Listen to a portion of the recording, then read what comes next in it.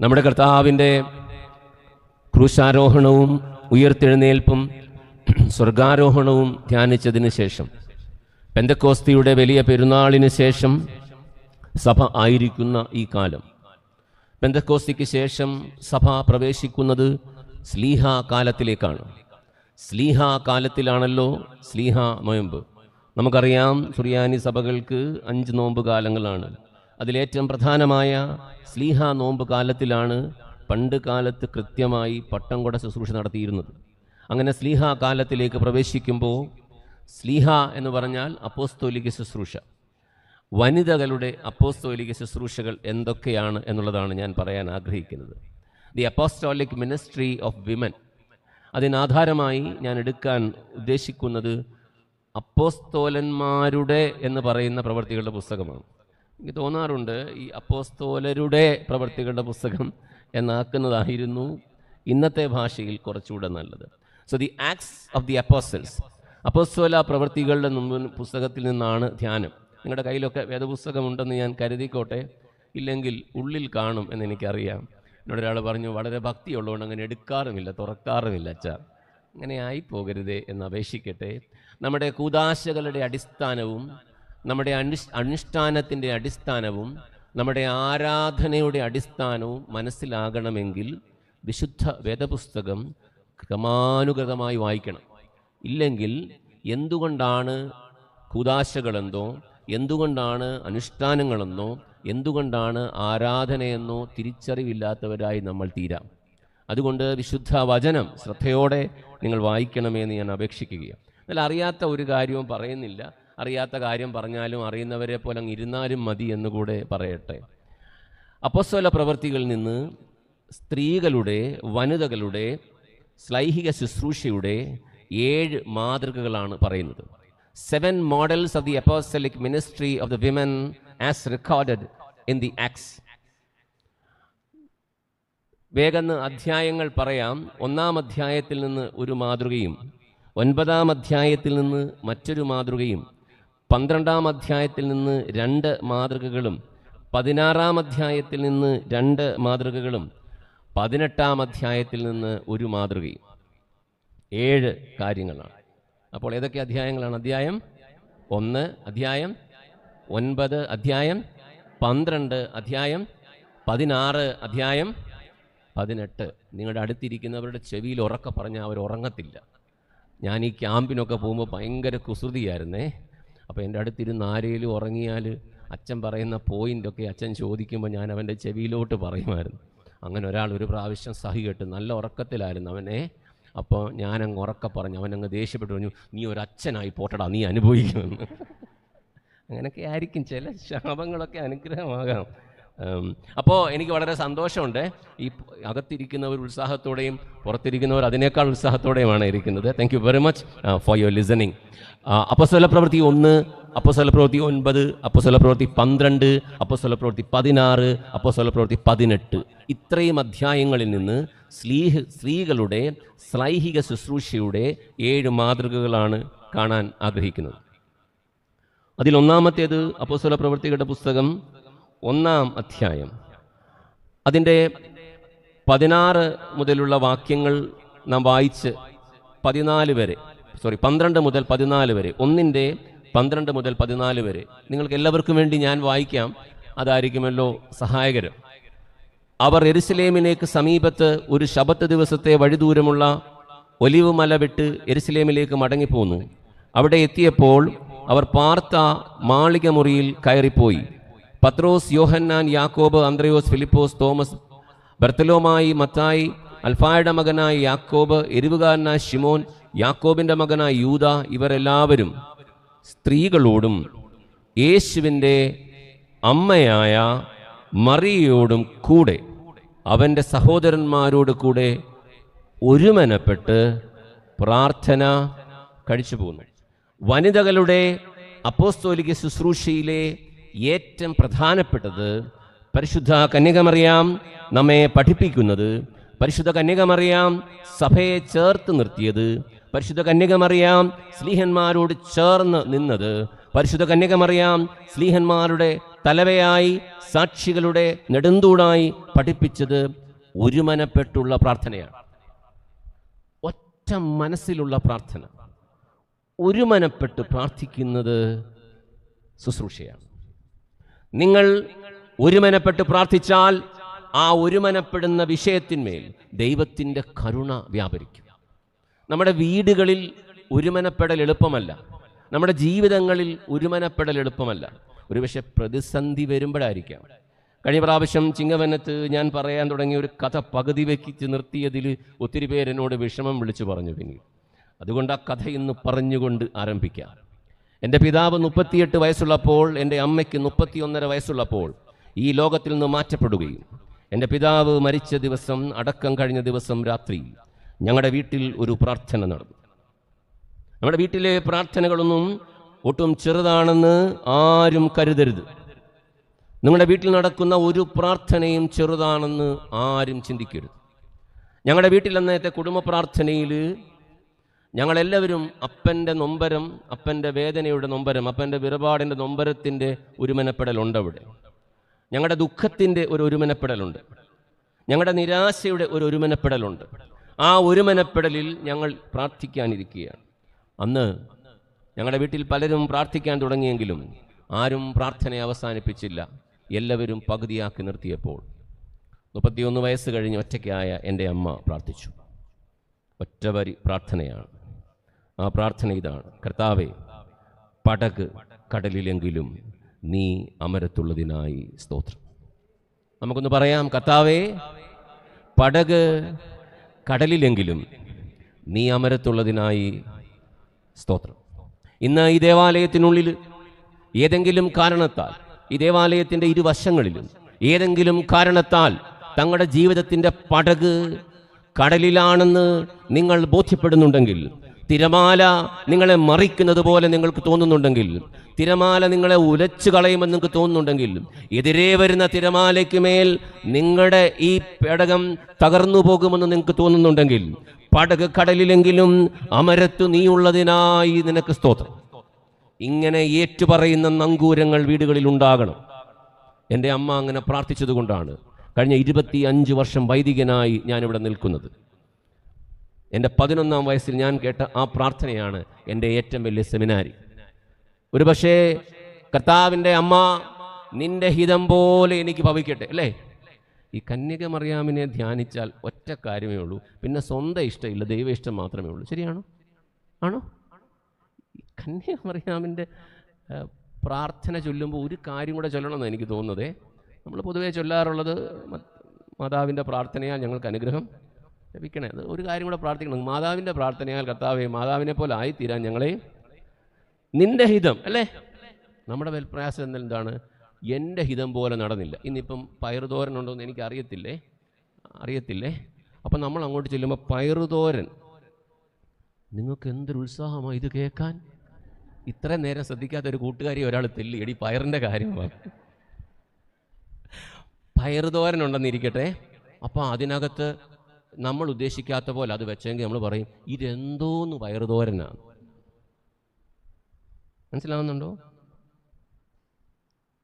ഒരുമനപ്പെട്ടു എന്ന് പറഞ്ഞാൽ അതിൻ്റെ അർത്ഥം ക്രിസ്തു മനസ്സിലേക്ക് കന്യകമറിയാമിൻ്റെ സാന്നിധ്യത്തിൽ പ്രാർത്ഥനയിലൂടെ അവർ പ്രവേശിച്ചു എന്നാണ്. സഭാ ശുശ്രൂഷകർക്ക്, സഭാ നേതാക്കൾക്ക്, സഭയിലെ അനുയായികൾക്ക് ഉണ്ടാവേണ്ടത് ഒരേ ഒരു മനസ്സാണ്. അത് ക്രിസ്തുവിൻ്റെ മനസ്സ്. ആ ക്രിസ്തുവിൻ്റെ മനസ്സിലേക്ക് ശ്ലീഹന്മാരുടെയും കന്യകമറിയാമിൻ്റെയും വിശുദ്ധരുടെയും പ്രാർത്ഥനയിലൂടെ നമ്മൾ പ്രവേശിക്കുകയാണ്. ഒരുമനപ്പെട്ട് പ്രാർത്ഥന കഴിക്കണം. നിങ്ങൾ അത്ഭുതങ്ങൾ നടത്തും. ഏറ്റവും വലിയ ശുശ്രൂഷ പ്രാർത്ഥനയാണ്. പ്രിയ അമ്മമാരെ, നമ്മുടെ വീടുകളിലെ ഏറ്റവും വലിയ സമ്പാദ്യം ഈ പ്രാർത്ഥനയാണ്. നമ്മുടെ വീടുകളിൽ നിന്ന് പ്രാർത്ഥന പടിയിറങ്ങിയപ്പോൾ മറ്റ് പലതും കയറി വന്നു. എൻ്റെ അമ്മയൊക്കെ ഒരു 250 തവണ ഡൈവോഴ്സ് ചെയ്യേണ്ട ആളായിരുന്നേ. അതുപോലൊരു 1.5 അപ്പനായിരുന്നു എൻ്റെ അപ്പനെ. എൻ്റെ അപ്പനെ പറഞ്ഞപ്പോൾ അത് എഴുതിയെടുക്കുവാണ് ചുമ്മാ. എന്നാൽ എൻ്റെ അമ്മ പ്രാർത്ഥനയിലാണ് നിന്നത്. നമ്മുടെ വീടുകളൊക്കെ, നമ്മുടെ ഏറ്റവും പ്രാഥമികമായ ശുശ്രൂഷ പ്രാർത്ഥനയാണ്. ഒന്നാമത്തെ ശ്ലൈഹിക ശുശ്രൂഷ ഒരുമനപ്പെട്ട് പ്രാർത്ഥിക്കുക. അപ്പോൾ പ്രാർത്ഥിക്കുന്നതിന് മുമ്പ് ആദ്യം എന്തോ ചെയ്യണം? ഒരുമനപ്പെടണം. ഒരുമനപ്പെട്ടിട്ടാണോ ഇവിടെ ഇരിക്കുന്നത്? തൊട്ടടുത്തിരിക്കുന്ന ആളോട് പേര് ചോദിച്ചായിരുന്നു? അതോ ഒറ്റ നോട്ടമോ? ഫാൻ എവിടാ? ഒറ്റ വന്നിരിക്കുമ്പോൾ ഉപസ്ഥിതരാവുന്നതിന് മുമ്പ് ഒരേ ഒരു നോട്ടമേ ഉള്ളൂ, ഫാൻ എവിടാ? പിന്നെ എന്തെങ്കിലും പരസ്പരം വിരോധമുള്ളവരൊക്കെ ആണെങ്കിൽ ആൾ അവിടെ ഇല്ല. ഈ സഭയിലെ ചില കമ്മീഷനൊക്കെ പോയിട്ടുണ്ട് തിരുമേനി, സങ്കടം തോന്നിപ്പോവും. ഒരു പള്ളിയിൽ ചെന്നപ്പം ഒരു വഴക്കിൻ്റെ കമ്മീഷന് പോയതാണ്. ഒറ്റ കൊച്ചു പ്രശ്നത്തിലാണ് തുടങ്ങിയത്. വട വേണോ, ഉഴുന്ന് വട വേണോ? സുറിയാനി ക്രിസ്ത്യാനിയുടെ അത്രയും മിടുക്കുള്ളവരില്ല. 3.5 മണിക്കൂർ കമ്മിറ്റി നടത്തി കളയുന്നു. വട വേണോ, ഉഴുന്ന് വട വേണോ? ഈ അച്ഛന്മാരുടെയൊക്കെ ജീവചരിത്രം എഴുതുകയാണെങ്കിൽ അതിൻ്റെ ഒരു ചാപ്റ്റർ വട വേണോ, ഉഴുന്ന് വട വേണോ. ഗൾഫിലൊക്കെ പോയ അച്ഛൻ, ഞാനും ഉണ്ടായിരുന്നു വെച്ചു ഗൾഫിൽ. എൻ്റെ പൊന്നു, ഗൾഫിലും നാട്ടിലും എല്ലാം ഈ ഒരുമനപ്പെടലാണ് പാട്. ആണോ? ആണോ? ഒരുമനപ്പെടൽ എന്ന് പറഞ്ഞാൽ, എൻ്റെ പട്ടം കൂടെ ശുശ്രൂഷ കഴിഞ്ഞ് ഞാനവിടെ നിൽക്കുമ്പോൾ ഒരമ്മ വന്ന് എൻ്റെ അടുത്ത് വന്ന് പിടിച്ച് കാപ്പായെ പിടിച്ച് വലിച്ചിട്ട് പറഞ്ഞു, എൻ്റെ അടുത്തോട്ട് നിൽക്കാൻ പറഞ്ഞു. ഞാൻ അടുത്തോട്ട് ചെന്നു പറഞ്ഞു, 16 വർഷം ഞാൻ നിനക്ക് വേണ്ടി പ്രാർത്ഥിച്ചിട്ടുണ്ട്. എൻ്റെ പള്ളി വലിയ പള്ളിയാണ്, 650 വീട്ടുകാരുള്ള പള്ളിയാണ്. ആ പള്ളിയിലെ 14ാമത്തെ അച്ഛനാണ് ഞാൻ. ഈ അമ്മയെ എനിക്ക് വലിയ പരിചയമില്ല. ഞാൻ പറഞ്ഞു, അമ്മയെ എനിക്ക് അറിയത്തില്ലല്ലോ, ക്ഷമിക്കണം. നിനക്കറിയാനൊന്നും പറ്റത്തില്ല അച്ചു, ഞാനങ്ങ് മലയുടെ മണ്ടയ്ക്കാണ്. പക്ഷേ കൊച്ചിൻ്റെ വിവരം അറിഞ്ഞ നാൾ മുതൽ ഞാൻ കൊച്ചിന് വേണ്ടി 16 വർഷം പ്രാർത്ഥിച്ചു. സഭയെ ഏൽപ്പിച്ചിരിക്കുന്ന ഏറ്റവും വലിയ ശുശ്രൂഷ മറ്റേയാടെ നൊമ്പരത്തെക്കൂടെ എൻ്റെ നെഞ്ചിലെടുത്ത് ഞാൻ പ്രാർത്ഥിക്കുന്നതാണ് സഭയുടെ ശുശ്രൂഷ. അതിനാണ് സഭയെ ആക്കി വെച്ചിരിക്കുന്നത്. ഒന്ന്, ഒരുമനപ്പെട്ട് പ്രാർത്ഥിക്കുന്നു. രണ്ടാമത് നോക്കുക, അപ്പോസ്തല പ്രവൃത്തി 9-ാം അധ്യായത്തിൽ നമ്മൾ സ്ത്രീകളുടെ ശ്ലൈഹിക ശുശ്രൂഷയുടെ മറ്റൊരു മാതൃക കാണുകയാണ്. 9-ാം അധ്യായം എടുത്തോ, കിട്ടിയോ? തുറന്നോ? ആണോ? കണ്ടു? ഞങ്ങളുടെ അമ്മ പറയുന്നു അത്യാവശ്യം വരും, പിച്ചാത്തി കാണത്തില്ലെന്നേ. ചില അധ്യായങ്ങളൊക്കെ അങ്ങനെ കണ്ടല്ലോ. കാണാത്തവർ വീട്ടിൽ പോയി കാണണേ. ഞാൻ വായിക്കാം കേട്ടോ, സാരമില്ല. അപ്പോസ്തല പ്രവൃത്തി 9-ാം അധ്യായം 36 മുതലുള്ള വാക്യങ്ങൾ. യോപ്പയിൽ പേടമാൻ എന്നർത്ഥമുള്ള തബീഥ എന്നു പേരുള്ള ഒരു ശിഷ്യ ഉണ്ടായിരുന്നു. അവൾ വളരെ സൽപ്രവൃത്തികളും ധർമ്മങ്ങളും ചെയ്തു പോന്നവളായിരുന്നു. ആ കാലത്ത് അവൾ ദീനം പിടിച്ചു മരിച്ചു. അവർ അവളെ കുളിപ്പിച്ച് ഒരു മാളിക മുറിയിൽ കിടത്തി. ലുദ്ദയോത്തയ്ക്ക് സമീപമാകയാൽ പത്രോസ് അവിടെ ഉണ്ടെന്ന് ശിഷ്യന്മാർ കേട്ടു. നീ താമസിയാതെ ഞങ്ങളുടെ അടുക്കലോളം വരേണമെന്ന് അപേക്ഷിപ്പാൻ 2 ആളെ അവൻ്റെ അടുക്കൽ അയച്ചു. പത്രോസ് എഴുന്നേറ്റു അവരോട് കൂടെ ചെന്നു. എത്തിയപ്പോൾ അവർ അവനെ മാളിക മുറിയിൽ കൊണ്ടുപോയി. അവിടെ വിധവമാർ എല്ലാവരും കരഞ്ഞുകൊണ്ട് തബീഥ തങ്ങളോട് കൂടെ ഉള്ളപ്പോൾ ഉണ്ടാക്കിയ കുപ്പായങ്ങളും ഉടുപ്പുകളും കാണിച്ചുകൊണ്ട് അവൻ്റെ ചുറ്റും നിന്നു. പത്രോസ് അവരെയൊക്കെയും പുറത്തിറക്കി മുട്ടുകുത്തി പ്രാർത്ഥിച്ചു. ശവത്തിൻ്റെ നേരെ തിരിഞ്ഞു, തബീഥേ എഴുന്നേൽക്ക എന്ന് പറഞ്ഞു. അവൾ കണ്ണു തുറന്നു, പത്രോസിനെ കണ്ടു, എഴുന്നേറ്റ് ഇരുന്നു. അവൻ കൈ കൊടുത്തു അവളെ എഴുന്നേൽപ്പിച്ചു. വിശുദ്ധന്മാരെയും വിധവമാരെയും വിളിച്ച് അവളെ ജീവനുള്ളവളായി അവരുടെ മുമ്പിൽ നിർത്തി. ഇത് യോപ്പയിലെങ്ങും പ്രസിദ്ധമായി. പലരും കർത്താവിൽ വിശ്വസിച്ചു. യോപ്പയിൽ പേടമാൻ എന്നർത്ഥമുള്ള തബീഥ എന്നു പേരുള്ള ഒരു ശിഷ്യ ഉണ്ടായിരുന്നു. അവൾ വളരെ സൽപ്രവൃത്തികളും ധർമ്മങ്ങളും ചെയ്തു പോകുന്നു. നൽകുന്നവളായ തബീഥ. നൽകുന്നതാണ് അപ്പോസ്തോലിക ശുശ്രൂഷ. നൽകുന്നതായ തബീഥ. തബീഥ നൽകിയത് ആർക്കാണ്? ആരാണ് കരഞ്ഞത്? വിധവമാര് അല്ലേ? എളിയവര്, ഒറ്റയ്ക്കായിപ്പോയവര്. ഒറ്റയ്ക്കായവർക്ക് കരുതലും സ്നേഹവും നൽകുന്ന തബീഥ. ഈ അപ്പോസ്തോലിക ശുശ്രൂഷ എന്ന് പറഞ്ഞാൽ വാങ്ങുന്നതല്ല, നൽകുന്നതാണ് ഉത്തമം. ആണോ? ഞങ്ങളുടെ നാട്ടിൽ ഒരു തൈരമ്മച്ചി ഉണ്ടായിരുന്നു. യു നോ വാട്ട് തൈര് ഈസ്? You know? കോൾഡ് തൈര്, put in the bottle last night, comes today stick on. ഇത്രേ ഉള്ളൂ.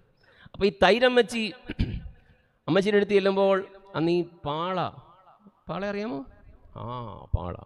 പാളയുടെ സഞ്ചിയിലാണ് അമ്മച്ചി ഞങ്ങൾക്കൊക്കെ തൈര് തരുന്നത്. അപ്പം തൈര് അമ്മച്ചി എല്ലാം തയ്യാറാക്കി. അമ്മച്ചി ഇങ്ങനെ തൈര് ഞങ്ങൾക്ക് തരും. ആ കൂട്ടത്തിൽ അമ്മച്ചി അവിടെ നിന്ന് തൈര് കടയുമായിരിക്കും. അപ്പം തൈര് കടയുമ്പോൾ അതിൻ്റെ സൈഡിലൊക്കെ വീഴുന്ന സാധനത്തിൻ്റെ പേരെന്താണ്? വെണ്ണ. വെണ്ണ ഉരുക്കുമ്പോഴല്ലയോ നെയ്യ്.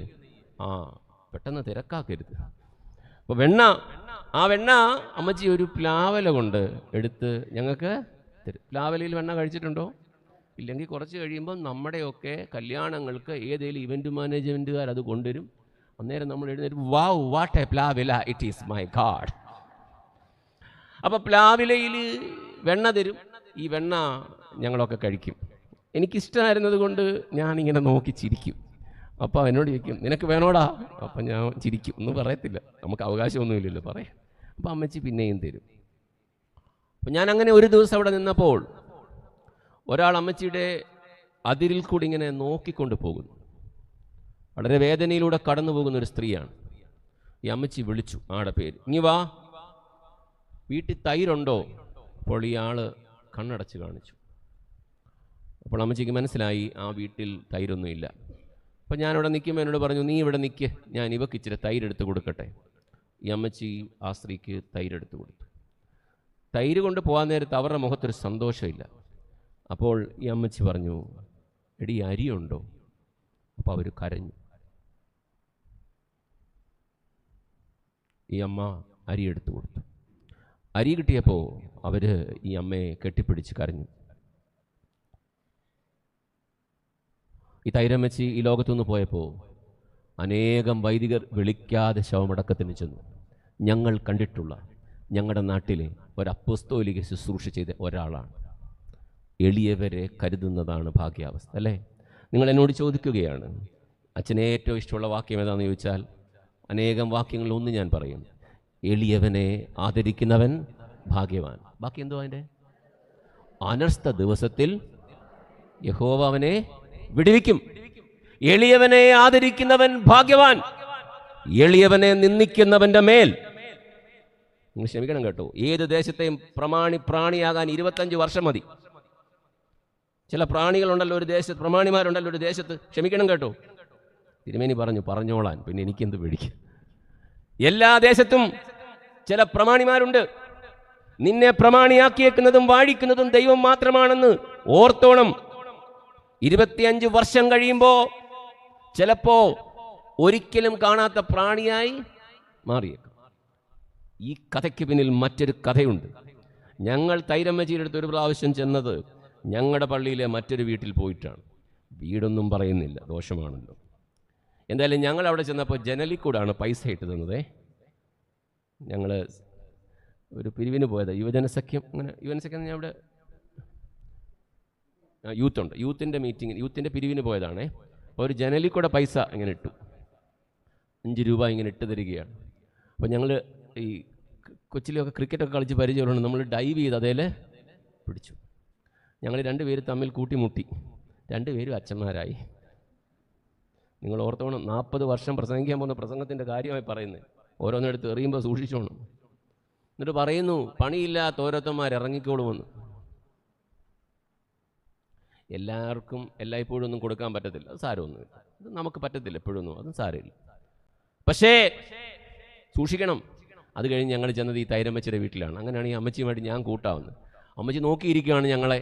അയ്യോ, അച്ഛൻ പറഞ്ഞായിരുന്നു യുവജനസഖ്യം പിള്ളേർ വരുമെന്ന്, വാ വാ വാ. ഞങ്ങൾ കയറി ചെന്നു. അമ്മച്ചി ഞങ്ങൾക്ക് ബ്യൂട്ടി പാർലറിൽ പോയ വരിക്കച്ചക്കച്ചുള കൊണ്ടുവന്നു. എന്താണ് വരിക്കച്ചക്കച്ചുള? ബ്യൂട്ടി പാർലറിൽ പോയത് പ്ലക്കിങ്, അതെല്ലാം എടുത്തു മാറ്റി കടിച്ച് പറിച്ച്. പോയിട്ടുള്ളവരെല്ലാം ചിരിക്കുന്നു, പോകാത്തവരൊക്കെ നോക്കുന്നു എന്തോ. അതെല്ലാം ഭയങ്കര ബ്യൂട്ടി പാർലറിൽ പോയ വരിക്കച്ചക്കച്ചുള അമ്മച്ചി കൊണ്ടുവന്നിട്ട് പറഞ്ഞു. ഞാൻ നോക്കിയിരിക്കുക രാവിലെ തൊട്ട്. അമ്മച്ചി ഞങ്ങൾക്കെല്ലാം വരിക്കച്ചക്കച്ചുള തന്നു. അത് കഴിഞ്ഞപ്പോൾ അമ്മച്ചി വേദോത്സവം കൊണ്ടുവന്നു. വേദോത്സവം തുറന്നിട്ട് അതിനകത്ത് 10 രൂപ. അപ്പോൾ എന്നോട് പറഞ്ഞു, കഴിഞ്ഞ ആഴ്ച എനിക്ക് പനി വന്നപ്പോൾ ഞാൻ പ്രാർത്ഥിച്ചു, ദൈവമേ പനി കടുക്കരുതേ, പിള്ളേർ വരും, അവർക്ക് കൊടുക്കാനുള്ളതാണ്. പല രാജ്യങ്ങളിൽ പല ദേശങ്ങളിൽ സഭയുടെ ശുശ്രൂഷയ്ക്ക് പോയിട്ടുണ്ടെങ്കിലും ഇത്തരം അനുഭവങ്ങൾ വളരെ കുറവാണ്. എളിയവരെ ആദരിക്കുന്നവൻ. തബീഥ മരിച്ചപ്പോൾ കരഞ്ഞത് എളിയവരാണ്.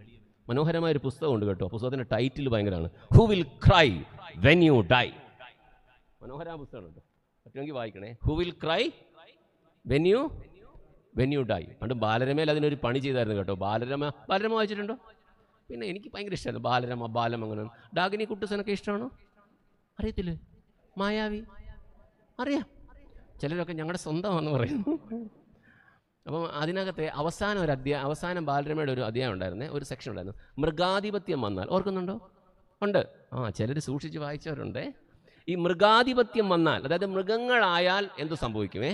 അപ്പോൾ അതിനകത്ത് ഒരു ദിവസം മൃഗങ്ങൾ ജേർണലിസ്റ്റുകളായേ. അപ്പം മൃഗങ്ങളാ പത്രമൊക്കെ എഴുതുന്നതേ. അപ്പോൾ ഒരാടെ ചരമവാർത്ത എഴുതുകയാണ്. ഒരച്ചായൻ മരിച്ചു. അപ്പോൾ അച്ചായൻ്റെ ചരമവാർത്ത മൃഗങ്ങൾ എഴുതുവാണേ. 200 കിലോ കോഴിയും കുറേ പച്ചപ്പുല്ലും തിന്ന ഒരു ജീവി ചത്തു. മനസ്സിലായി? വേറൊരു കാഴ്ചപ്പാടാണ്. അല്ല, നമ്മളെക്കുറിച്ച് എങ്ങനെയായിരിക്കും എഴുതുന്നത്? അല്ല,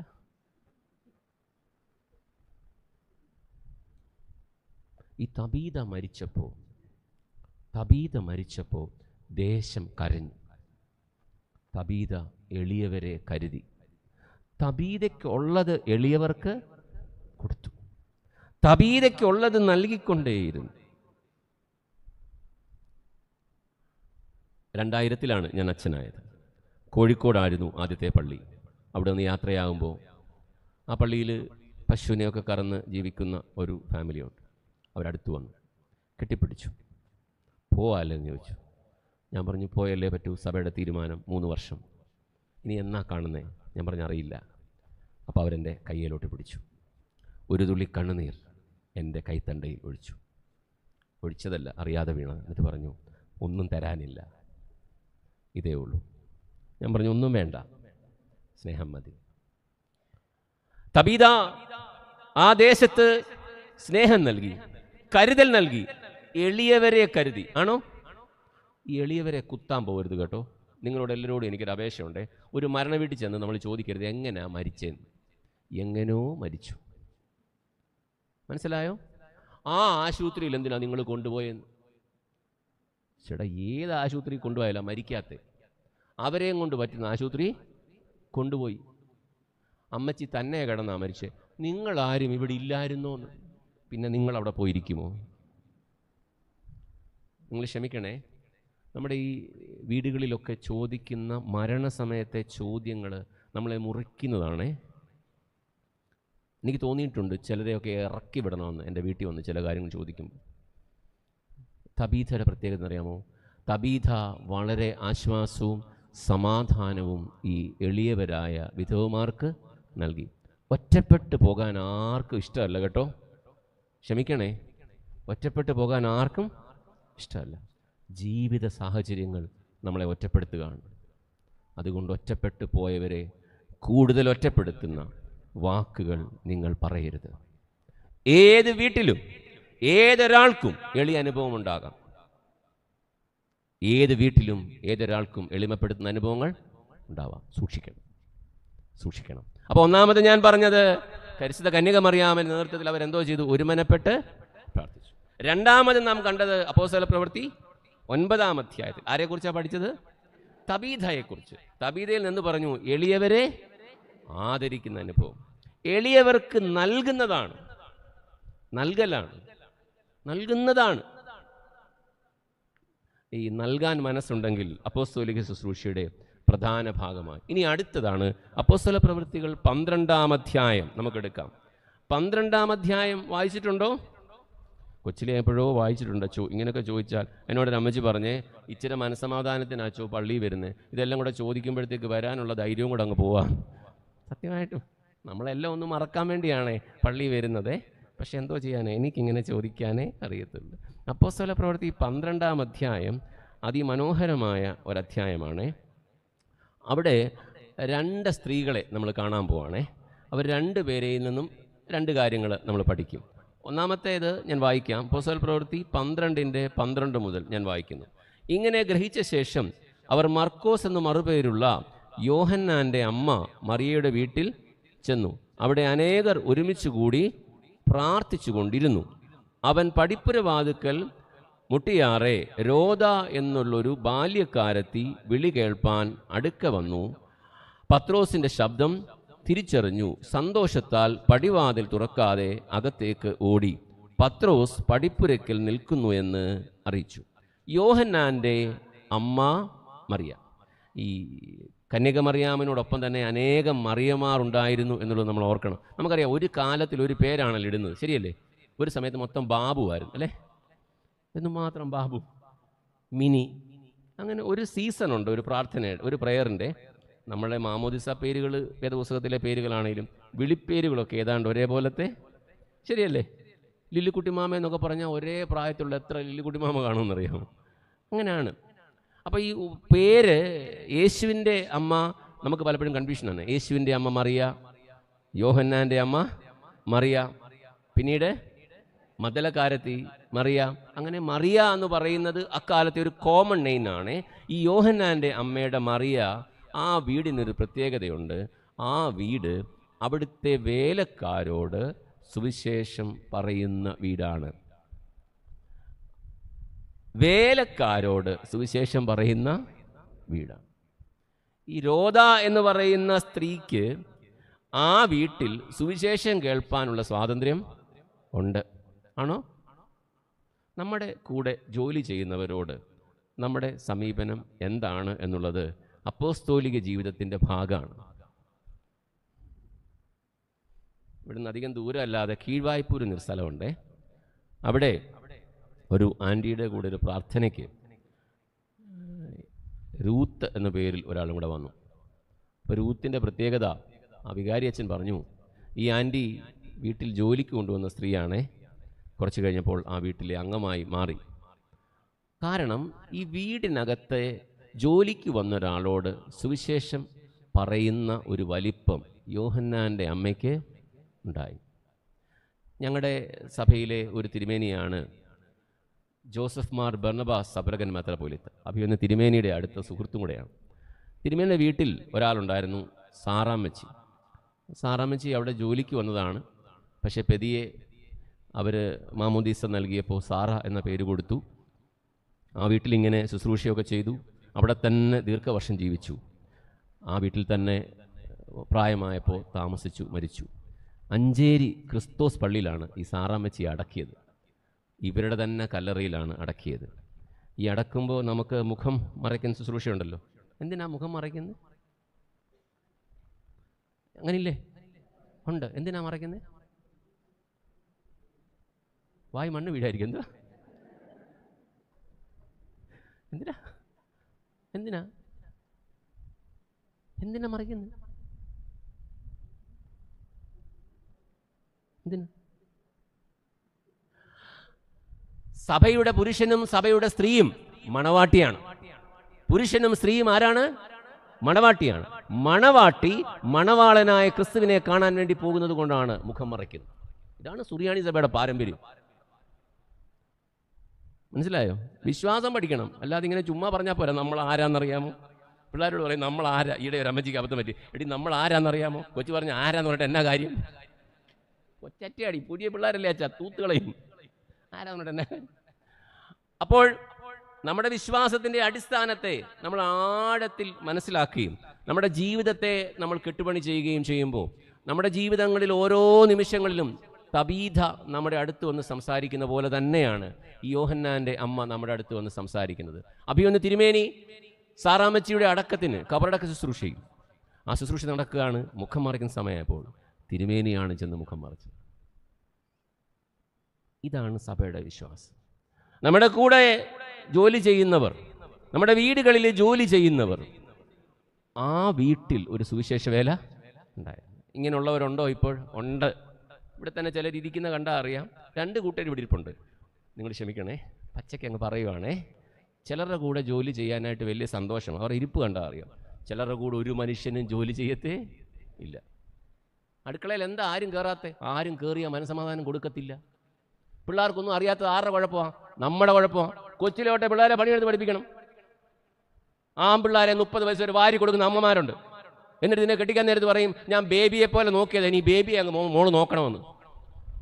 അങ്ങനെ ഒരു ബേബിയെ പോലെ ഒരാണിനെയും ഒരു പെണ്ണിനെയും വളർത്തരുത്. വീട്ടുജോലി എല്ലാ കൊച്ചുങ്ങളെ കൊണ്ട് ചെയ്യിപ്പിക്കണം. എല്ലാ കൊച്ചിൻ്റെയും ശരീരത്തിന് 12-13 വയസ്സാകുമ്പോൾ പറയണം, നീ ഒരു അപ്പനാകണം, നീ ഒരു അമ്മയാകണമെന്ന്. വേണ്ടേ? മനസ്സിലായോ? ഉറങ്ങിപ്പോവാതിരിക്കാൻ വേണ്ടി പറഞ്ഞതാണ്. നിങ്ങൾ നല്ലവരാണ്, സത്യം പറഞ്ഞാൽ പാവം മനുഷ്യരാണ്, നല്ല മനുഷ്യരാണ്. അപ്പൊ ഈ തബീത, യോഹന്നാന്റെ അമ്മയുടെ പ്രത്യേകത എന്നറിയാമോ? ഈ അമ്മയുടെ കൂടെ നിൽക്കാൻ പറ്റും. എനിക്ക് ഭയങ്കര അനുഭവങ്ങളുണ്ട്. ഇത് എഴുതണമെന്നാണ് ഇപ്പോൾ തോന്നുന്നത്. ഡൽഹി സെന്റ് പീറ്റേഴ്സ് പള്ളിയിൽ ഇരിക്കുമ്പോൾ എൻ്റെ പള്ളിയിലെ സൂസൻ എന്ന് പറഞ്ഞ ഒരാൾ എന്നെ വിളിച്ചിട്ട് പറഞ്ഞു, അച്ഛാ ഇന്ന ഡേറ്റിൽ അച്ഛൻ ഫ്രീ ആണോ? ഞാൻ പറഞ്ഞു ഫ്രീ ആണ്. അച്ഛന് ഫ്രീ ആണെങ്കിൽ ഞങ്ങളുടെ വീട്ടിൽ ഒരു ഭക്ഷണത്തിന് വരണം. ഞാൻ പറഞ്ഞു തീർച്ചയായും. അച്ഛന്മാർക്ക് 2 പ്രോഗ്രാമാണല്ലോ, 1 മീറ്റിംഗ് 2 ഈറ്റിംഗ്, അങ്ങനെയാണല്ലോ ഞങ്ങളൊക്കെ ഇങ്ങനെ ആവുന്നത്. അപ്പം ഞാൻ പറഞ്ഞു വരാം, നോമ്പ് കാലമൊന്നും അല്ലാത്തത് കൊണ്ട് എല്ലാ ഭക്ഷണവും കഴിക്കും, വരാമല്ലോ. അപ്പം ഞാൻ ചെന്നപ്പോൾ എന്നോട് സൂസൻ പറഞ്ഞു, അച്ഛാ ഒരു കാര്യം കൂടെ അച്ഛനോട് എനിക്ക് അപേക്ഷിക്കാനുണ്ട്. ഞാൻ പറഞ്ഞു പറഞ്ഞാട്ടെ സൂസൻ. അച്ഛാ ഇത് അവിടെ ഒരു ഹിന്ദിക്കാരി സ്ത്രീ നിൽപ്പുണ്ട്, എൻ്റെ കൂടെ 13 വർഷമായിട്ട് ജോലി ചെയ്യുന്ന ഒരാളാണ്. പുള്ളിക്കാരി ഇന്ന് ഇവിടുന്ന് പോകുകയാണ്, അവരുടെ ഗാവിലേക്ക് തിരിച്ചു പോകുകയാണ്. അപ്പോൾ അവർക്കിന്നൊരു യാത്രയെപ്പോഴാണേ, അതിന് അച്ഛനെ വിളിച്ചത്. ഓ ശരി, നല്ല കാര്യം.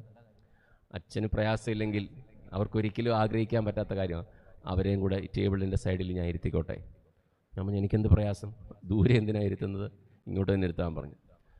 അപ്പോൾ അവർക്ക് ഭയങ്കര പ്രയാസം, കഴിക്കാൻ പറ്റുന്നില്ല. എനിക്കറിയാവുന്ന പൊട്ട ഹിന്ദിയൊക്കെ പറഞ്ഞു. അവർ ആ ഹിന്ദിയുടെ ഗ്രാമർ കേട്ട് എനിക്കാണ് താ തേ തീ ഹൂ ഹേ പുല്ലിംഗം സ്ത്രീലിംഗം മനസ്സിലായിട്ടുണ്ട് ഇപ്പോഴേലും ഇല്ല. എനിക്ക് മനസ്സിലാകുന്നതുകൊണ്ട് ഞാൻ ഹിന്ദി PhD ഒരാളെ കല്യാണം കഴിച്ചേ, അത് കുറേ വിഷയം.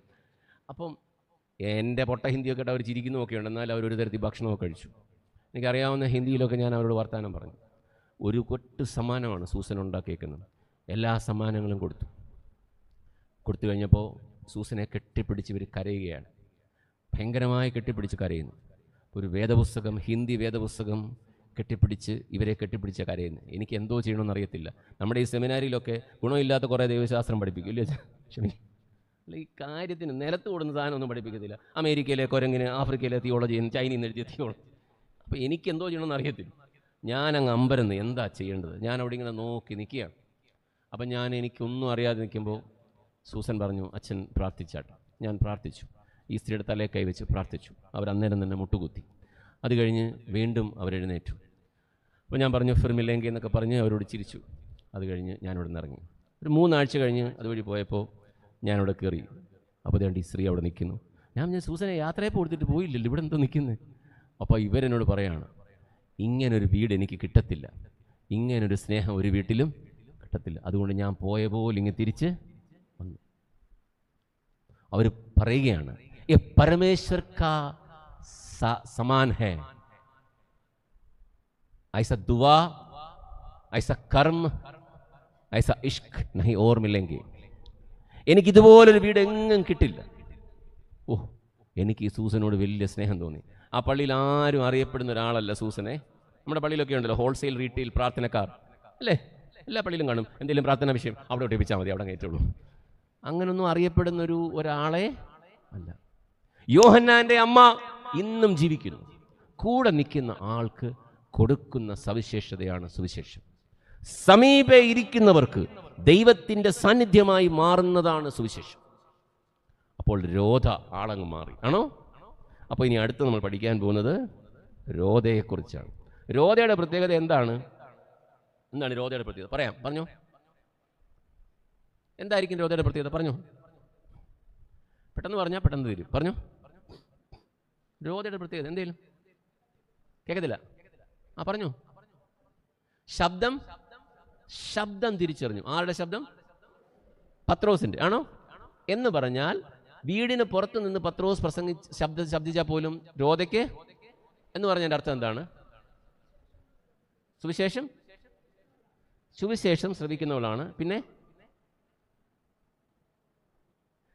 രോധ ഹയസ്റ്റ് ലിസണിങ് ഉള്ള ആളാണ്, ഡീപ്പസ്റ്റ് ലിസണിങ് ആണ് സുവിശേഷം. ആഴത്തിലുള്ള കേൾവിയാണ് അപ്പോസ്തോലിക സുവിശേഷം. നമുക്കറിയാം, നമ്മുടെ ഏവൻഗേലിയോൻ വായിച്ച് കേൾക്കുന്ന ഒരു പ്രാർത്ഥനയുണ്ട്. ആ പ്രാർത്ഥന എന്താണ്? ഏവൻഗേലിയോൻ വായിക്കുന്ന ഒരു പ്രാർത്ഥനയില്ലേ? എങ്ങനെ കേൾക്കണമെന്നാണ്? എങ്ങനെയാ? ഭയത്തോടും വിറയലോടും. 2 വാക്കേ ഉള്ളൂ, 2 ഉള്ളൂ. പറഞ്ഞു. കേൾക്കണം. അപ്പോൾ 7 കാര്യങ്ങളായിരുന്നു പണ്ടത്തെ ക്രമത്തിലുണ്ടായിരുന്നതേ. പിന്നെ എഡിറ്റ് ചെയ്ത് നമ്മൾ പ്രസ്സിലൊക്കെ വിടാൻ നേരത്ത് ആ വാക്ക് വേണ്ടെന്ന് ചുമ്മാ അങ്ങനെയാണല്ലോ. ഭാഷാ വിദഗ്ധന്മാർക്ക് ദൈവശാസ്ത്ര ബുദ്ധി ഇല്ലാത്തതുകൊണ്ട് ഭാഷാ വിദഗ്ധന്മാർ ഒറ്റ വെട്ടങ്ങ് വെട്ടും. അപ്പോൾ ആ വാക്കങ്ങ് അടിച്ചു പോകും. 7 വാക്കായിരുന്നു നേരത്തെ ഉണ്ടായിരുന്നു. ശ്രദ്ധയുടെ 7 തലങ്ങൾ സൂക്ഷിച്ചുകൊണ്ട് നിങ്ങളിത് കേൾക്കണം. കേൾവി രോധയ്ക്ക് ഉണ്ടായിരുന്നു. ആണോ? രോധ വളരെ ശ്രദ്ധയോടെ ദൈവത്തിനെ കേൾക്കുമായിരുന്നു. ആണോ? നമ്മൾ ദൈവത്തോട് സംസാരിക്കുന്നവരാണ്, പറയുന്നവരാണ്. എത്ര സമയം ദൈവശബ്ദം കേൾപ്പാൻ ഇരിക്കാറുണ്ട്? 3 തരത്തിൽ മനുഷ്യർ കേൾക്കാറുണ്ടേ. കേട്ട പോലിരിക്കും, ഒന്നും കേൾക്കത്തേ ഇല്ല. ഉദാഹരണം, അച്ഛൻ്റെ പേരെന്തോ? ഏബ്രഹാം. ക്ഷമിക്കണം കേട്ടോ, ഉദാഹരണം പറയുവാണേ. ഏബ്രഹാം അച്ഛൻ്റെ വീട്ടിൽ നിന്ന് പറയും, അച്ഛാ വൈകിട്ട് വരുമ്പോൾ ഇച്ചിരി ഉരുളക്കിഴങ്ങ് വാങ്ങിച്ചുകൊണ്ട് വരണേ. അച്ഛൻ ആ എന്ന് മൂളും. വൈകിട്ട് വരുമ്പോൾ അമ്മാമ്മ ചോദിക്കും, അച്ഛാ ഉരുളക്കിഴങ്ങ്? ഏത് ഉരുളക്കിഴങ്ങ്? അപ്പം അമ്മാമ്മ പറയും, ഞാൻ അങ്ങോട്ട് ഇറങ്ങാൻ നേരത്ത് പറഞ്ഞു. എന്നോട് പറഞ്ഞോ? നീ പറഞ്ഞൊന്നുമില്ല. അച്ഛാ മറന്നുപോകും. കേട്ടോ എന്ന് ചോദിച്ചാൽ കേട്ടു. ശ്രദ്ധിച്ചോ എന്ന് ചോദിച്ചാൽ ശ്രദ്ധിച്ചില്ല. മനസ്സിലാവുന്നുണ്ടോ? കേട്ടോ, ഇവിടെ ഇരിക്കുകയാണ്. കേട്ടോ, കേട്ടു. ഇവിടെ ഇരിക്കുമ്പോൾ തന്നെ ആൻറ്റിക്കാണേ വിഷമമാണേ, ഭക്ഷണം എല്ലാം അവിടെ ആണോ, ആ ഏരിയയിലാണോ, എവിടെയാണോ വെച്ചേക്ക്? അല്ല, സ്വാഭാവികം. ഞാൻ മറ്റേ അവിടെ വെച്ച് പറഞ്ഞായിരുന്നല്ലോ ഒരു കഥ. എൻ്റെ മുന്നേ ഇരിക്കുന്ന ആൻറ്റി ഒരു പ്രാവശ്യം ഇങ്ങനെ പ്രസംഗിച്ചുകൊണ്ടിരിക്കുക, ഇങ്ങനെ കൈ ഇട്ട് തിരിക്കുന്നേ. ഞാൻ കഴിഞ്ഞ പ്രാവശ്യം പറഞ്ഞ കഥയാണ്, നിങ്ങൾ മറന്നു വേണ്ടെന്നുള്ള പറയാം. ഇങ്ങനെ തിരിക്കുന്നു. അപ്പോൾ ഞാൻ ചോദിച്ചു, അത് കഴിഞ്ഞ് പ്രസംഗം കഴിഞ്ഞ് ചോദിച്ചു, എന്തോ പറ്റിയ കൈ ഇട്ട് ഇങ്ങനെ തിരിച്ച്? എൻ്റെ കൂട്ടാനെല്ലാം എടുത്ത് വെച്ച് മേശപ്പുറത്ത്, എന്നിട്ട് തവി മാത്രം എടുത്തില്ല. അത് ഞാനങ്ങ് ഓർത്തതാണേ. ഞാനിവിടെ അപ്പോസ്തോലിക ശുശ്രൂഷ വെച്ച് കാച്ചു അവിടെ തിരിച്ചുകൊണ്ടിരിക്കുക. അപ്പൊ കേട്ടോ, കേട്ടു. പള്ളി പോയോ? പള്ളിയിൽ പോയി. അവിടെ ഇരുന്നോ? ഇരുന്നു. എന്നെ കുർബാന ചൊല്ലാൻ പഠിപ്പിച്ച ഒരച്ഛൻ പറഞ്ഞു, കുർബാന ചൊല്ലുന്ന വൈദികൻ ആദ്യം മാലാഖമാരുടെ ചിറകടി ശബ്ദം കേൾക്കണം. തുയാബ ശുശ്രൂഷയിൽ വൈദിക സ്ഥാനികൾ മാലാഖമാരുടെ ചിറകടി ശബ്ദം കേട്ടാൽ ആ ശുശ്രൂഷ പങ്കെടുക്കുന്ന ദൈവജനം സ്വാഭാവികമായും ആ ശബ്ദം കേൾക്കും. അപ്പൊ രോധയുടെ പ്രത്യേകത എന്താണ്? രോധ സത്യസന്ധമായി പത്രോസ് വന്ന് അവിടെ ബൈബിൾ സ്റ്റഡി എടുക്കുമ്പോൾ വളരെ ശ്രദ്ധയോടെ കേട്ടു. കേട്ടതുകൊണ്ട് പത്രോസിന്റെ ശബ്ദം തിരിച്ചറിയുന്ന ആത്മബന്ധം രോധയ്ക്ക് ഉണ്ടായി. അപ്പൊ രോധ സ്ഥാന നിമിത്തമല്ല, സമീപന നിമിത്തമാണ് അപ്പസ്തോലികയാവുന്നത്. ആണോ? ആണോ? രോധയുടെ സ്ഥാനം വെച്ച് പറഞ്ഞ ആ വീട്ടിലെ. പക്ഷെ വേദപുസ്തകത്തിന്റെ മഹത്വം എന്താണെന്ന് അറിയാമോ? ആ വേലക്കാരിയുടെയും പേരിവിടെ എഴുതി. അതാണ് ഈ പുസ്തകത്തിന്റെ മഹത്വം. ശരിയാണോ? ഞാനൊരു പള്ളിയിൽ ഒരിടത്ത് പ്രസംഗിക്കുകയാണേ. അപ്പം മുന്നേ ഇരുന്നൊരു അങ്കിൾ അങ്ങ് ഉറങ്ങുകയാണേ. ഫ്രണ്ടിൽ അത് ഇച്ചിരി സങ്കടമാണേ. ഫസ്റ്റ് ബെഞ്ചിൽ 1ാമത് കസേരയിൽ. നടുക്കൊക്കെയാണെങ്കിൽ നമുക്കങ്ങ് പോട്ടെ, അങ്കിൾ ഉറങ്ങുന്ന അറിയാതെ അങ്കിളോട് ക്ഷമിക്കണേ, അല്ല നമ്മുടെ പ്രസംഗം മോശമാണ്, പോട്ടെ. പക്ഷെ ഫ്രണ്ടിലെ ഫസ്റ്റിലിരുന്ന് ഉറങ്ങുമോ? എനിക്ക് ഇടയ്ക്കിടയ്ക്ക് സങ്കടവും ദേഷ്യവും ഒക്കെ വരുന്നുണ്ടേ. പക്ഷെ അങ്ങനെ പറയാൻ പാടില്ലല്ലോ, ഒന്നും പറഞ്ഞില്ല. അപ്പം അങ്ങോട്ട് നോക്കാതെ അങ്ങ് പ്രസംഗിച്ചു. പ്രസംഗം എല്ലാം കഴിഞ്ഞപ്പം, പ്രാർത്ഥന കഴിഞ്ഞപ്പോൾ ഇദ്ദേഹം ഉണർന്നു. അപ്പം അദ്ദേഹത്തിൻ്റെ അടുത്ത് ഒരാൾ നിൽക്കുന്നേ. അപ്പം അദ്ദേഹം എന്നെ കൈകൂപ്പി, ഞാനും കൈകൂപ്പി. അദ്ദേഹം ചിരിച്ചു, ഞാനും ചിരിച്ചു. ഞാൻ ചോദിച്ചു, ആരാണ്? സാറിൻ്റെ ഡ്രൈവറാണ്. ഞാൻ പറഞ്ഞു, സന്തോഷം. അച്ഛൻ ക്ഷമിക്കണം, മുന്നേ ഇരുന്ന് ഉറങ്ങിയായിരുന്നോ ഇന്നും? ഞാൻ പറഞ്ഞു, ഉറങ്ങി. ആ അച്ഛാ ക്ഷമിക്കണം, മുന്നേ പോയി ഇരിക്കണം, എല്ലായിടത്തും മുന്നേ ഇരിക്കണമെന്ന് അങ്ങ് നിർബന്ധം. ഞാൻ പറഞ്ഞു, ശരി. അപ്പോൾ അദ്ദേഹം പറഞ്ഞു, പക്ഷേ അച്ഛാ എനിക്ക് പ്രസംഗം ഇഷ്ടപ്പെട്ടു കേട്ടോ. ഞാൻ എവിടെയാണ് നിന്നത്? അച്ഛാ ഞാൻ ഡ്രൈവറല്ലേ അച്ഛോ, ഞാനങ്ങ് പുറത്താണ് നിന്നത്. എന്നിട്ട് പറഞ്ഞു, അച്ഛോ ഞാൻ എല്ലാ ദിവസവും ഇപ്പോൾ വേദോത്സവം വായിക്കും, എൻ്റെ വീട്ടിൽ ചെന്ന് ഈ ഭാഗം എൻ്റെ മക്കളെ വായിച്ച് കേൾപ്പിക്കും. എനിക്ക് ഈ മനുഷ്യനെ ഭയങ്കരമായിട്ട് ഇഷ്ടപ്പെട്ടു. ഞാൻ പറഞ്ഞു, എനിക്ക് നിങ്ങളുടെ വീട്ടിൽ വരാൻ താല്പര്യമുണ്ട്. അപ്പം പറഞ്ഞു, എൻ്റെ അത് കൊച്ചു വീടാ, അച്ഛൻ വരുമോ? ഞാൻ പറഞ്ഞു, വരും. അതിനെയൊക്കെ കൊച്ചു വീട്ടിൽ വളർന്നവനാണ് ഞാൻ അദ്ദേഹത്തിൻ്റെ വീട്ടിൽ ചെന്നപ്പോൾ ഞാൻ അമ്പരന്നു. 3 മക്കളാണ്, 3 പിള്ളേരും നല്ല കുളിച്ചൊരുങ്ങി വൃത്തിയായിട്ട്. നമ്മുടെ പിള്ളേരൊക്കെ രാവിലെ എഴുന്നേറ്റ് വന്നാലേ ഉച്ചയാണെന്ന് തോന്നും പലതിനെയും രാവിലെ കണ്ട. അല്ല, കുളിക്കുന്നതിനെക്കുറിച്ചൊക്കെ ഈ ലൈവ് പോകുന്നതുകൊണ്ട് ഇപ്പോൾ പറയുന്നില്ല കേട്ടോ. അല്ല, ആരെങ്കിലും കട്ട് ചെയ്ത് അത് മാത്രം ഇട്ടാൽ ബുദ്ധിമുട്ടാവും. അപ്പോൾ ഈ നല്ല തേജസ്സുള്ള പിള്ളേർ അവർ വന്ന് കൈതൊഴുതു, ഞാനും കൈതൊഴുതു. ഞാൻ ചോദിച്ചു, ഈ അച്ഛൻ വന്ന് പ്രസംഗം പറയാറുണ്ടോ? ഉണ്ട്. ഒരു കൊച്ചു നിന്ന് 7 പ്രസംഗത്തിൻ്റെ സമ്മറി അങ്ങ് പറഞ്ഞു. നിങ്ങൾ ക്ഷമിക്കണം കേട്ടോ, ഞങ്ങളുടെ അപ്പച്ചൻ്റെ അപ്പച്ചൻ 1.5 ക്രിസ്ത്യാനിയാണ്. ഞങ്ങളുടെ അപ്പച്ചൻ്റെ അപ്പച്ചനെയാണ് മാമോദീസ നേരിട്ട് തോമസ് ലീഹ കൊടുത്തത്, ബാക്കിയെല്ലാം ഡ്യൂപ്ലിക്കേറ്റാണെന്ന് നീ പറഞ്ഞുകൊണ്ടിരിക്കുമ്പോൾ മുന്നേ ഇരുന്ന് ഉറങ്ങിയാൽ നിന്റെ ഡ്രൈവർ, അവൻ്റെ തലമുറ നിന്നെക്കാട്ടിൽ വലിയ അപ്പോസ്തലിക ശുശ്രൂഷ ചെയ്യും. രോധ എന്നോടും നിങ്ങളോടും പറയുന്നു, സുവിശേഷം ആര് കേട്ടാലും അവരുടെ അവസ്ഥയെ മാറ്റും, അവരുടെ തലമുറയെ ഓർക്കും, ചരിത്രത്തിൽ അവരെ രേഖപ്പെടുത്തും. അതുകൊണ്ട് ഞാൻ ഈ വീട്ടിലല്ലല്ലോ, എനിക്കിവിടെ അല്ലല്ലോ പറ്റാൻ പറ്റിയത്, ഞാൻ ഇങ്ങനെ ഒന്നുമില്ല. ഏത് സ്ഥലത്തും ഏത് സാഹചര്യത്തും സുവിശേഷത്തിന് കാതോർത്താൽ ദൈവം അവരെ മാനിക്കും. അപ്പൊ ഞാൻ ഒന്നാമത് പറഞ്ഞത് കന്യകമറിയാമിനെ കുറിച്ചാണ്, ഒരുമനപ്പെട്ട് പ്രാർത്ഥിച്ചു. രണ്ടാമത് പറഞ്ഞത് തബീഥയെ കുറിച്ച് അല്ലേ. തബീഥ എന്തോ ചെയ്തു? എളിയവരെ ആദരിച്ചു, പ്രത്യേകിച്ച് ഒറ്റയ്ക്കായവരെ ചേർത്തു, നൽകുന്നതാണ് സുവിശേഷം എന്ന് പഠിപ്പിച്ചു. മൂന്നാമത് കണ്ടെന്ന് യോഹന്നാന്റെ അമ്മ മറിയ. യോഹന്നാന്റെ അമ്മ മറിയയുടെ പ്രത്യേകത കൂടെ ഉള്ളവർക്ക് അടുത്തിരിക്കാനായിട്ട് തോന്നും. ശരിയാണോ? ആണോ? ചിലത് പ്രാർത്ഥനയ്ക്ക് പോയാൽ എടുക്കല, വീട്ടിൽ ചെന്നാൽ സമാധാനമില്ല. അതുകൊണ്ട് ഒരാൾ പറഞ്ഞാൽ വെച്ചാൽ പ്രാർത്ഥനകൾ അങ്ങ് വെച്ചോ, അങ്ങ് പോട്ടെന്ന് ഇവിടുന്ന്. വീട്ടിൽ ചെന്നാൽ അന്നേരെ വഴക്കാ. ചിലർക്ക് വഴക്കുണ്ടാക്കാൻ പ്രത്യേക കഴിവ്. വഴക്കുണ്ടാക്കാൻ വലിയ കാരണം വേണോ? നിങ്ങളുടെയൊക്കെ ഇരിപ്പ് കണ്ടാൽ അയ്യോ ഒരു വഴക്കുണ്ടാക്കാൻ. പള്ളിയിലെങ്കിലും സത്യം പറയണം കേട്ടോ.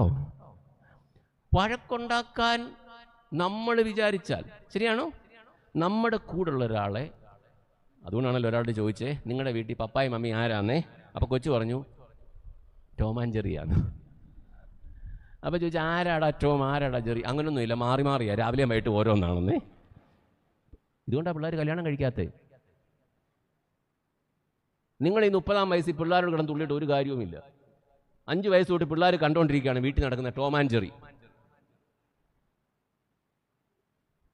പ്രസവത്തിന് വിടുമ്പോൾ എന്തോ ഒരു വഴക്കാണ്. പിള്ളേർ വിചാരിച്ച് പ്രസവിക്കുകയേ വേണ്ട.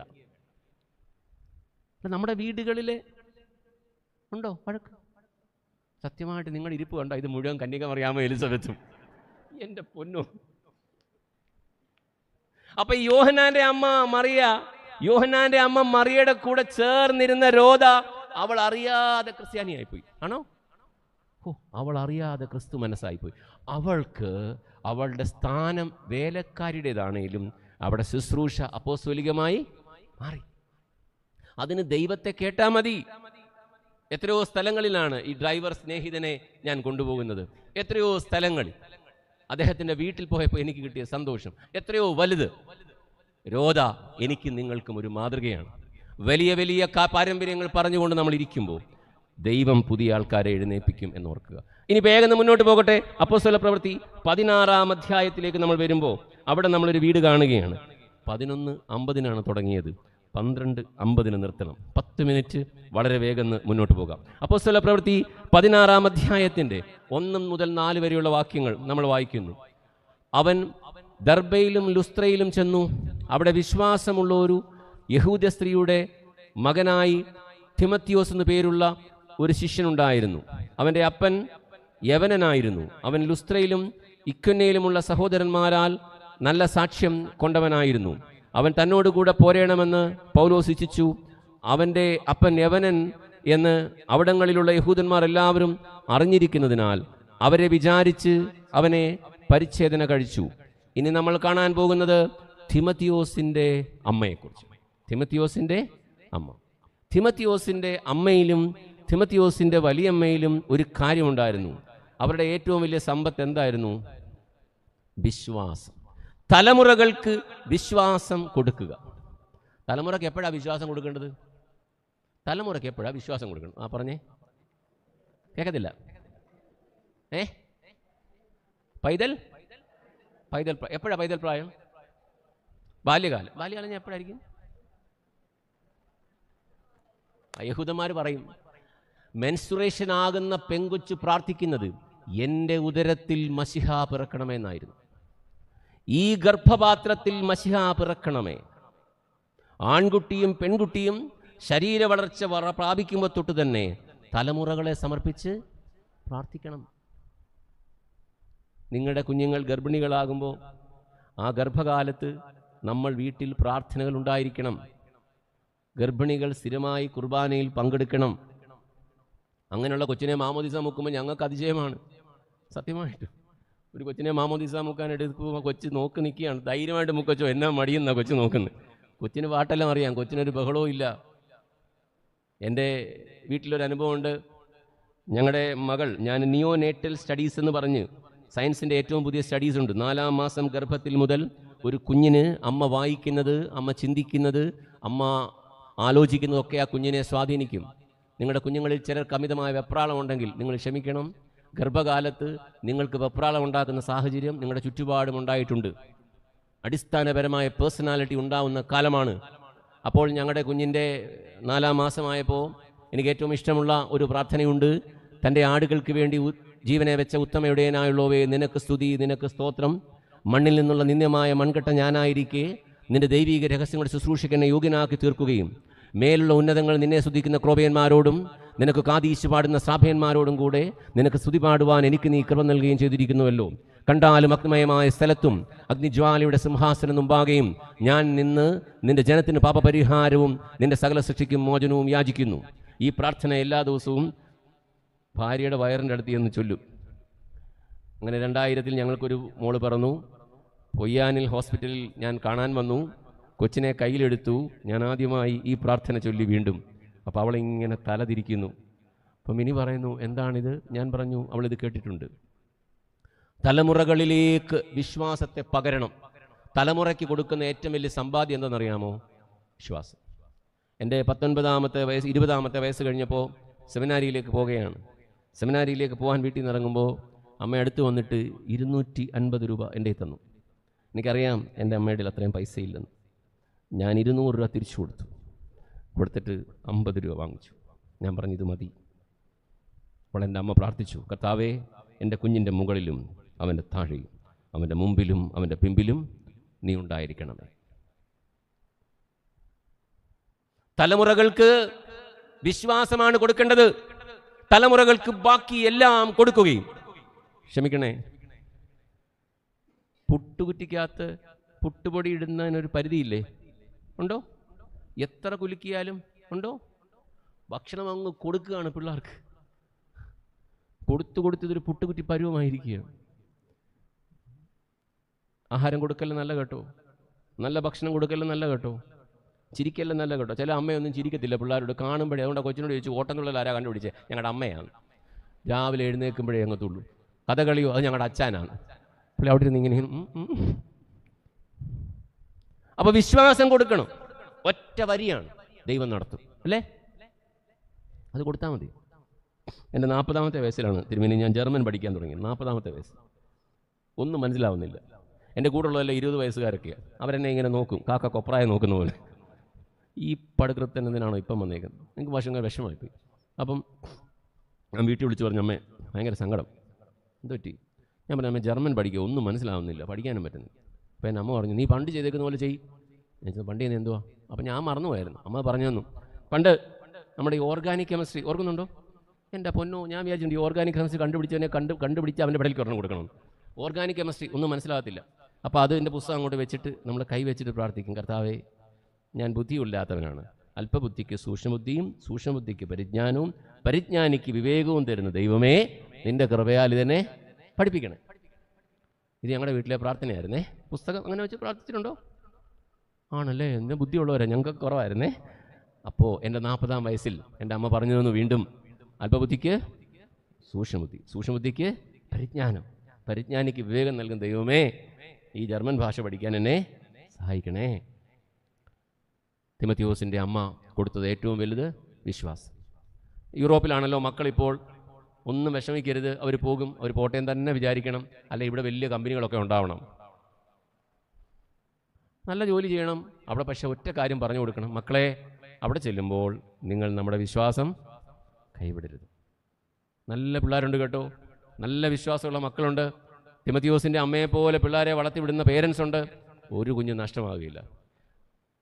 അവരെല്ലാവരും ഒരു പ്രായത്തിൽ തറുതലയൊക്കെ പറയും കേട്ടോ.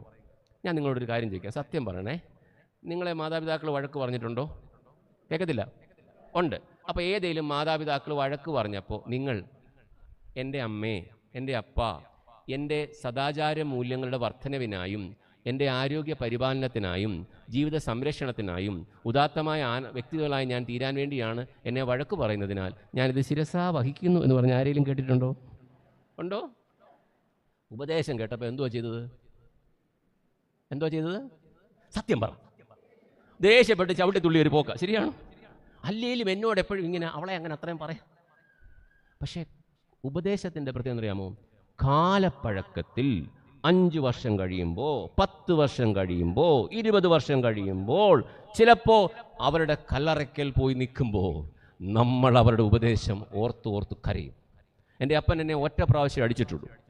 അത് ഒരു ചെറിക്ക് പ്രയാസമുള്ള ഒരാളെ ഞാൻ കളിയാക്കി. അപ്പൻ ഒരെണ്ണം ഇങ്ങ് തന്നു. പറഞ്ഞു, എടാ, ഒരാളുടെ ശരീരത്തിലുണ്ടാകുന്ന വേദനകൾ ഒരിക്കലും നീ ആയുസിൽ കളിയാക്കരുത്, ഒരിക്കലും. അപ്പൻ്റെ കല്ലറയ്ക്കൽ പോകുമ്പോഴൊക്കെ ഞാനത് ഓർത്ത് കരയും. അന്ന് അപ്പൻ തന്ന അടി നല്ല തെണുക്ക വരുമ്പോൾ നമുക്ക് ക്രീം തേക്ക്, ഓർക്കുന്നില്ലേ? വെളിച്ചെണ്ണ തേക്കുന്നു ഇല്ലേ? അതുകൊണ്ടൊക്കെയാണ് ഡിപ്രഷൻ വരാഞ്ഞത്. ഇപ്പം ടേക്ക് 1 അടി, ഗോ മോനെ, സിറ്റ് ഫോർ സം ടൈം. പിന്നെ അവൻ്റെ പുറകെ നടന്ന് ഡിപ്രഷൻ ഇല്ലാത്തവനോട് വിഷമമായോ എന്ന് ചോദിച്ച് വിഷമമായി. Okay, you give over attention, you give over care എന്ന് വെച്ചുകൊണ്ട് പിള്ളേരെ തുള്ളുന്നതിന് പിടിക്കുന്നതിന് തുള്ളണമെന്നല്ല ഞാൻ പറഞ്ഞത്. എൻ്റെ അപ്പൻ എനിക്ക് പറഞ്ഞു തന്ന വിശ്വാസത്തിൻ്റെ മർമ്മമാണ് എൻ്റെ അമ്മ പറഞ്ഞതെന്നാണ്. പ്രിയമുള്ളവരെ, നിങ്ങൾ നിങ്ങളുടെ മക്കൾക്ക് ഒരിക്കലും നമ്മുടെ ലോകത്തല്ല നമ്മുടെ പിള്ളേർ ജീവിക്കാൻ പോകുന്നത്, ആണോ? നമ്മുടെ പ്രശ്നങ്ങളല്ല നമ്മുടെ പിള്ളേർക്കാണോ? നിങ്ങൾ വിചാരിക്കും ഇമെയിൽ വർക്ക് ചെയ്യുന്നില്ല, കൊച്ചു സങ്കടപ്പെട്ടിരിക്കുന്നു. അതിനാ ഇമെയിൽ വർക്ക് ചെയ്തില്ല, എന്തോ കുഴപ്പം? നീ അതിനെന്തിനാ പ്രയാസപ്പെടുന്നത്? അതിനേ അറിയത്തുള്ളൂ അതിൻ്റെ പ്രയാസം. മനസ്സിലായല്ലോ? മൊബൈൽ ഓഫായി, കൊച്ചു വാടിയിരിക്കുന്നു. എൻ്റെ മൊബൈൽ വർക്ക് ചെയ്യുന്നില്ല. ഞങ്ങളുടെ അമ്മച്ചിക്ക് ഒരു പശു ഉണ്ടായിരുന്നു. പശുവിൻ്റെ പേര് പറയും, ഇവിടെ നിന്ന് നാലിലുണ്ടെങ്കിൽ ക്ഷമിക്കണം എന്നോടെ. രമണി എന്നായിരുന്നു പശുവിൻ്റെ പേര്. അപ്പോൾ അമ്മച്ചിക്ക് രമണിക്ക് എന്തേലും പറ്റിയാൽ അമ്മച്ചി അന്ന് കഴിക്കത്തില്ല. അയ്യോ, പിന്നെ ആരെങ്കിലും വിളിച്ചുകൊണ്ട് വന്ന് രമണിക്ക് ഇപ്പോൾ ഇതെല്ലാം കൊടുത്ത് രമണി ഭക്ഷണം ഇങ്ങനെ കഴിക്കാൻ തുടങ്ങിയാലേ അമ്മച്ചി കഴിക്കൂ. അമ്മച്ചിക്ക് രമണിയോടുണ്ടായിരുന്ന അതേ അറ്റാച്ച്മെൻ്റാണ് ഇപ്പോഴത്തെ പിള്ളേർക്ക് ഇമെയിലിനോടും മൊബൈലിനോടും. മനസ്സിലായോ? അപ്പം നിങ്ങൾ നിന്ന് തുള്ളരുത്. ഞങ്ങളുടെ അമ്മച്ചിക്കൊക്കെ രമണിയോടൊക്കെ ആയിരുന്നു ഇഷ്ടം, നിനക്കാണെങ്കിൽ എന്നോടും ഇഷ്ടമില്ല, ഞങ്ങളുടെ അച്ഛനോടും ഇഷ്ടമില്ല, അതുകൊണ്ട് ഇതിനോട് മാത്രമേ ഉള്ളൂ. നമ്മളിങ്ങനെ കുറ്റപ്പെടുത്തും തോറും പിള്ളേർ നമ്മുടെ കയ്യിൽ നിന്ന് അകന്നുകൊണ്ടേ ഇരിക്കും. എനിക്കാണെങ്കിൽ ക്രിക്കറ്റ് ഭയങ്കര ഇഷ്ടമായിരുന്നേ. അപ്പോൾ ഇങ്ങനെ വീട്ടിൽ നടക്കും, ഇങ്ങനെ ഡിഫെൻഡ് ചെയ്യുക, തിരുമേനി ബോൾ എറിയുമ്പോൾ ഇങ്ങനെ ഡിഫെൻഡ് ചെയ്യുക. അപ്പോൾ ഇങ്ങനെ നടക്കും. അപ്പോൾ എന്നോട് അമ്മ പറയും, എൻ്റെ മോനെ നീ ഇത് കളിച്ചോ, പക്ഷെ ഇവിടുന്ന് പാത്രമൊന്നും തട്ടിയിടല്ലേ.